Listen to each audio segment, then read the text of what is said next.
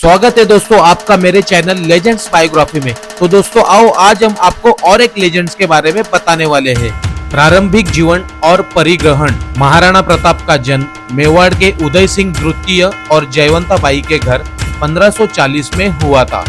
जिस वर्ष उदय सिंह रणवीर सिंह को हराने के बाद सिंहासन पर बैठे थे, उनके छोटे भाई शक्ति सिंह, विक्रम सिंह और जगमाल सिंह थे। प्रताप की दो सौतेली बहनें भी थी, चांद कंवर और मान कंवर।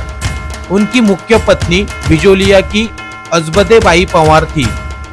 उनके सबसे बड़े पुत्र अमर सिंह प्रथम थे। वह मेवाड़ के शाही परिवार से थे।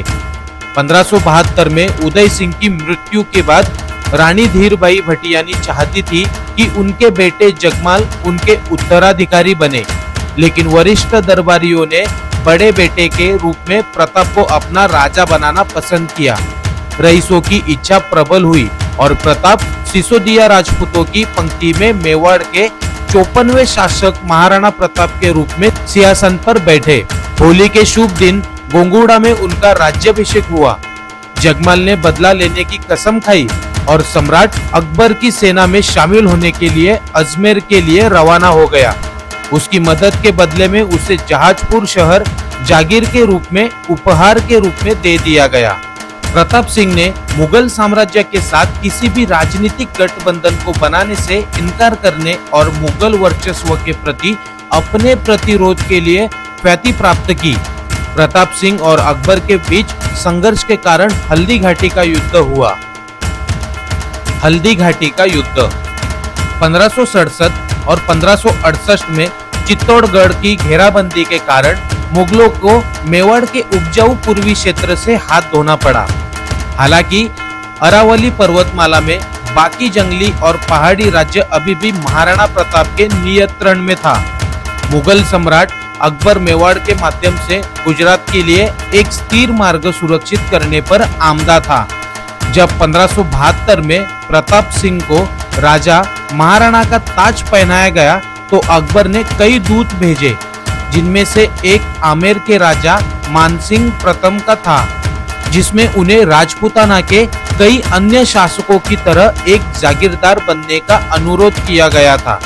जब प्रताप ने व्यक्तिगत रूप से अकबर के सामने झुकने से इनकार कर दिया और कूटनीतिक रूप से इस मुद्दे को सुलझाने के कई प्रयास विफल हो गए तो युद्ध अपरिहार्य हो गया। प्रताप सिंह और मुगल और राजपूत जनरल मान सिंह की सेनाएं 18 जून 1576 को गोगुंदा के पास हल्दी घाटी में एक संकेरे पहाड़ी दर्रे से आगे आधुनिक राजस्थान के राजसमंद में मिली।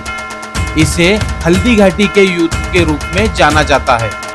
प्रताप सिंह ने लगभग 3000 घुड़सवारों और 400 भील तीरंदाजों की सेना को मैदान में उतारा।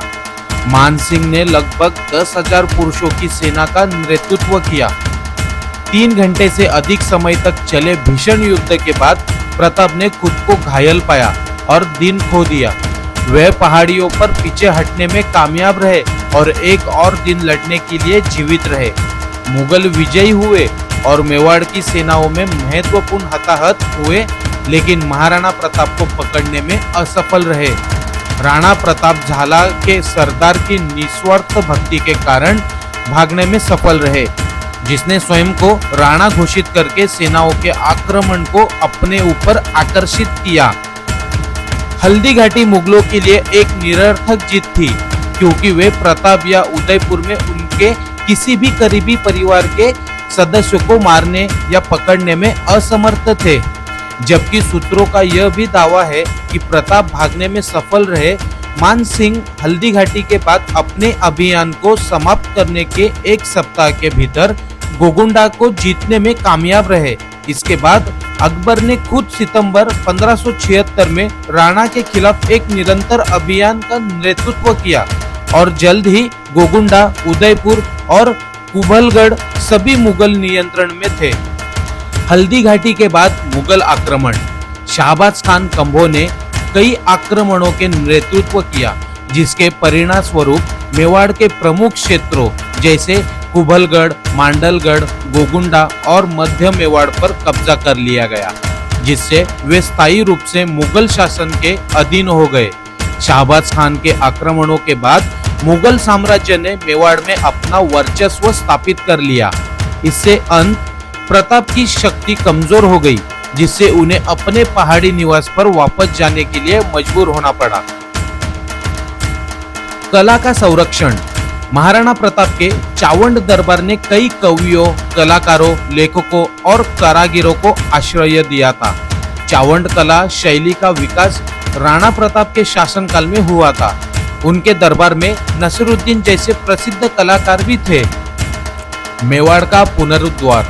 1579 के बाद बंगाल और बिहार में विद्रोह और मिर्जा हकीम के पंजाब में आक्रमण के बाद मेवाड़ पर मुगल दबाव कम हो गया। इसके बाद अकबर ने 1584 में जगन्नाथ कछवाहों को मेवाड़ पर आक्रमण करने के लिए भेजा। इस बार भी मेवाड़ की सेना ने मुगलों को हराया और उन्हें पीछे हटने पर मजबूर कर दिया। 1585 में अकबर लाहौर चले गए और अगले 12 वर्षों तक वही रहे और उत्तर पश्चिम में स्थिति पर नजर रखी। इस अवधि के दौरान मेवाड़ में कई बड़ा मुगल अभियान नहीं भेजा गया। स्थिति का लाभ उठाते हुए प्रताप ने मेवाड़ के मुगल कब्जे वाले कुछ क्षेत्रों को पुनः प्राप्त किया और 36 मुगल चौकियां पर कब्जा कर लिया। उदयपुर, मोही, गोगुंडा, मांडल और पांडवाड़ा कुछ महत्वपूर्ण क्षेत्र थे जो इस संघर्ष से पूर्ण कब्जा कर लिए गए थे। जहाजपुर के पास 1588 के शिलालेख के अनुसार जीएन शर्मा का दावा है कि पंडेर शिलालेख इस बात का सबूत है कि राणा ने उत्तर पूर्वी मेवाड़ पर कब्जा कर लिया था और उन लोगों की जमीनें दे रहा था जो उसके प्रति वफादार थे। 1585 से लेकर अपनी मृत्यु तक राणा ने मेवाड़ के एक बड़े हिस्से को फिर से हासिल कर लिया था। इस दौरान मेवाड़ से बाहर चले गए नागरिक वापस लौटने लगे। अच्छा मानसून था जिसने मेवाड़ की कृषि को फिर से पटरी पर लाने में मदद की। अर्थव्यवस्था भी बेहतर होने लगी और इलाकों में व्यापार भी बढ़ने लगा। राणा चित्तौड़ के आसपास के इलाकों पर कब्जा करने में सफल रहे, लेकिन चित्तौड़ पर कब्जा करने का उनका सपना पूरा नहीं हो सका। मौत। कथित तौर पर शिकार दुर्घटना में लगी चोटों के कारण प्रताप की मृत्यु हो गई। चावंड में 19 जनवरी 1597 को 56 वर्ष की आयु में उनके बाद उनके सबसे बड़े बेटे अमर सिंह प्रथम ने गद्दी संभाली। अपनी मृत्युशैया पर प्रताप ने अपने बेटे से कहा कि वह कभी भी मुगलों के सामने झुकना नहीं चाहिए और चित्तौड़ को वापस जीतना चाहिए। ऐसा कहा जाता है कि महाराणा प्रताप की मृत्यु की खबर सुनकर अकबर भी सदमे में आ गया था। कहा जाता है कि अकबर के दरबारी कवि दुर्सा अरहा ने मुगल दरबार में महाराणा प्रताप की प्रशंसा की थी। सिटी पैलेस उदयपुर में महाराणा प्रताप की प्रतिमा। महाराणा प्रताप लोक और समकालीन राजस्थानी संस्कृति दोनों में एक प्रमुख व्यक्ति है और उन्हें उस राज्य के साथ साथ पूरे भारत में एक लोकनायक और प्रतिष्ठित योद्धा के रूप में देखा जाता है।